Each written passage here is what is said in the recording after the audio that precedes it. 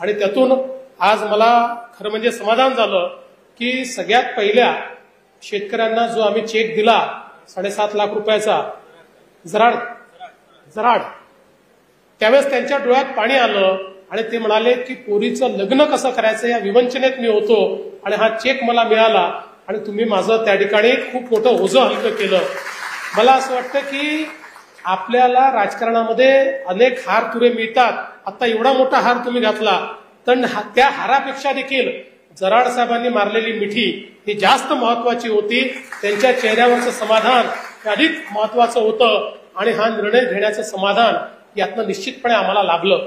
मी या निमित्ताने आपल्याला आश्वस्त करू इच्छितो, मृदूसंधारण विभागाचंही अशाच प्रकारच्या जमिनी या विकत घेण्यात आल्या आणि अनावधानाने त्याचा उल्लेख हा आपल्या GR मध्ये झालेला नाही. दादांनी लक्षात आणून दिलं. पुढच्या 8 दिवसामध्ये गिरीश भाऊ हा GR आपण काढू आणि मृदूसंधारण विभागाच्याही आपल्या शेतकऱ्यांना निश्चितपणे या संदर्भात जी काही मदत आपल्याला करायची आहे ती मदत आपण करणार आहोत. खरं म्हणजे प्रकल्पग्रस्तांचं आपण महामंडळ देखील काढलंय. आता त्या महामंडळाला मोठं भाग भांडवल देऊन प्रकल्पग्रस्तांच्या मुलांना त्या ठिकाणी उद्योगधंद्याकरता कर्ज कसं देता येईल बिनव्याजी, अशा प्रकारचा आमचा प्रयत्न आहे की त्यातनं तेही कशा प्रकारे आपल्या पायावर उभे राहू शकतील.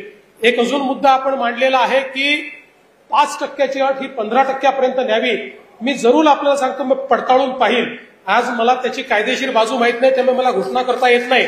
पण हे जे काही वाढवता येणं शक्य असेल ते आपण वाढवण्याचा प्रयत्न करू. कारण खरंच आहे की इतक्या मोठ्या प्रमाणात प्रकल्पग्रस्तांची यादी वाढतेय आणि त्या संदर्भात आपल्याला त्यांना कुठेतरी काम देणं हे अत्यंत महत्वाचं आहे. मध्यंतरी आमच्या संजीवभाऊ कुटेंनी देखील काही प्रकल्पग्रस्तांना कशा प्रकारे आपण ऍडजस्ट करू शकू आणि जास्तीत जास्त नोकरीमध्ये कसं सामावून घेऊ शकू या संदर्भात काही विषय माझ्याकडे मांडले होते.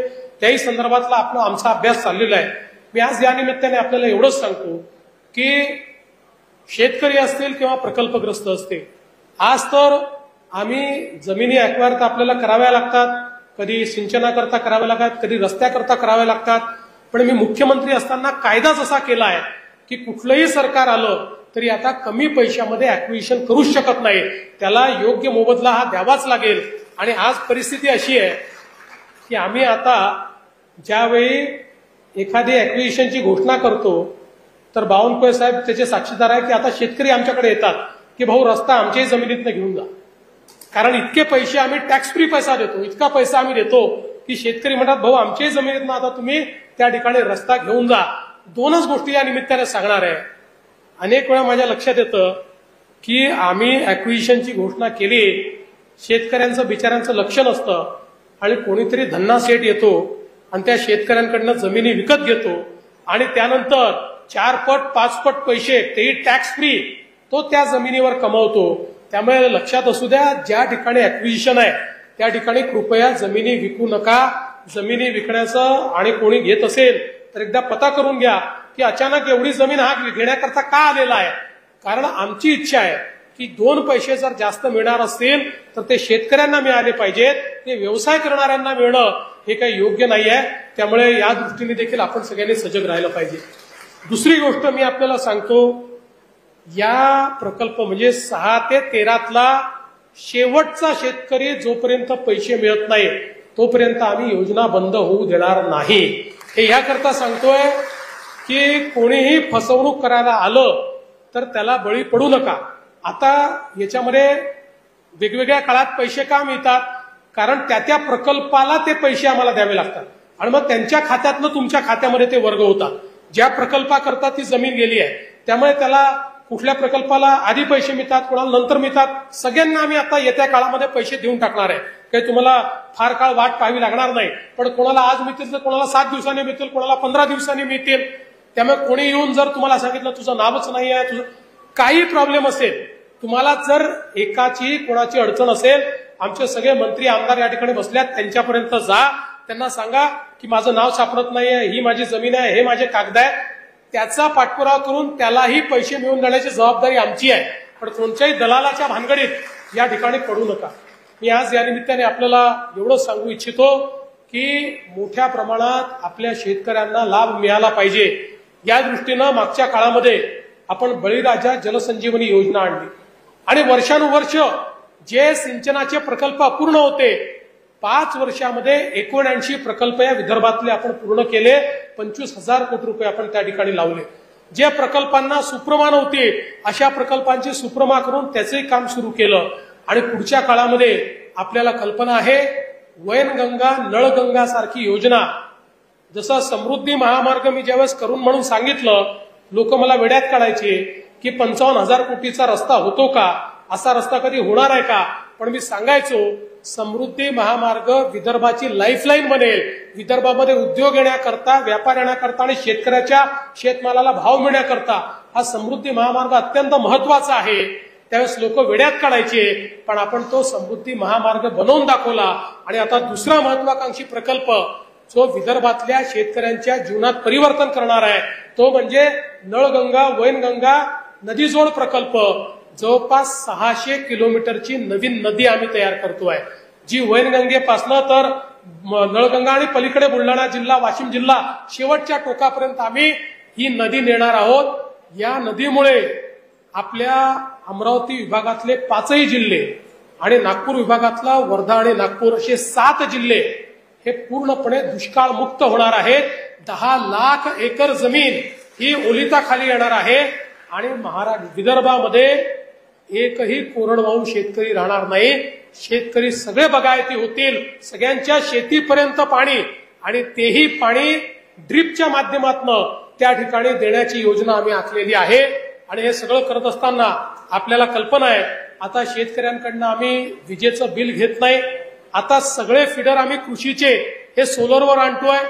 2026च्या डिसेंबर पर्यंत हे काम पूर्ण झालं की त्यानंतर आमच्या शेतकऱ्याला दिवसा 12 तास 365 दिवस आम्ही मोफत वीज देऊ. रात्रीच्या विजेची झंझट ही शेतकऱ्याच्या पाठीशी राहणार नाही आणि त्या माध्यमातून मोठ्या प्रमाणात शेतकऱ्यांना दिलासा देण्याचं काम हे आपल्या सरकारच्या माध्यमातून होत आहे. आपल्याला माहिती आहे की आता आपण मेगा टेक्सटाईल पार्क केला, आता पीएम मित्रा टेक्सटाईल पार्क करतोय की ज्याच्या माध्यमातून विशेषतः कापसाचा जो शेतकरी आहे याला कापसापासनं तर कापडापर्यंत, कापडापासून फॅशनपर्यंत अशा प्रकारचं सगळं व्हॅल्यू ॲडिशन करायचं आणि त्यातनं 2 लाख लोकांकरता रोजगार तयार करायचा. त्याची सुरुवात देखील आपण अमरावतीमध्ये केलेली आहे.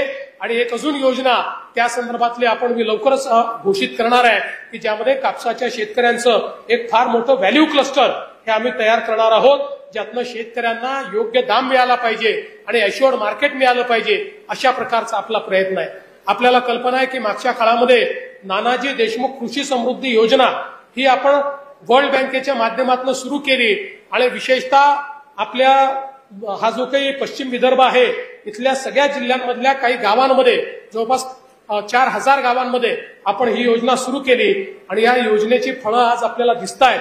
मोठ्या प्रमाणात जलसंधारणाची कामं झाली आहेत, लोकांकडे यांत्रिकीचं त्या ठिकाणी प्रशिक्षण झालं आहे, यांत्रिकीची सुरुवात झालेली आहे, वेगवेगळ्या प्रकारे नवीन टेक्नॉलॉजीज आपण त्या ठिकाणी आणलेल्या आहेत.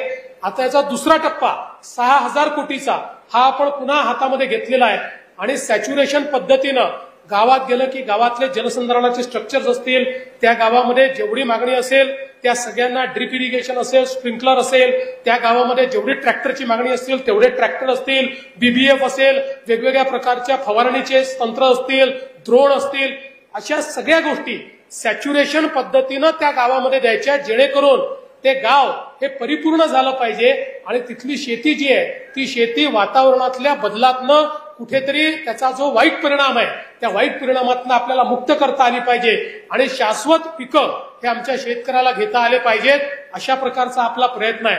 त्याचसोबत आपण स्मार्ट सारखी योजना सुरू केली आहे, ज्या योजनेच्या अंतर्गत प्रत्येक गावामध्ये जी आपली प्राथमिक सोसायटी आहे या बहुउद्देशीय सोसायटीला आपण बहुउद्देशीय सोसायटीमध्ये त्या ठिकाणी परिवर्तित करून 13 प्रकारच्या योजना या सोसायटीला आपण देणार आहोत की ज्या योजनांच्या माध्यमातून ती सोसायटी बळकट होईल आणि ती सोसायटी त्या ठिकाणी ऍग्री बिझनेस सोसायटीमध्ये परिवर्तित होऊन एक प्रकारे शेतकऱ्याच्या शेतमालाला भाव देण्याकरता बाजाराचं काम ही गावातली सोसायटीच करेल, अशा प्रकारचं आपण एक काम हातामध्ये घेतलंय.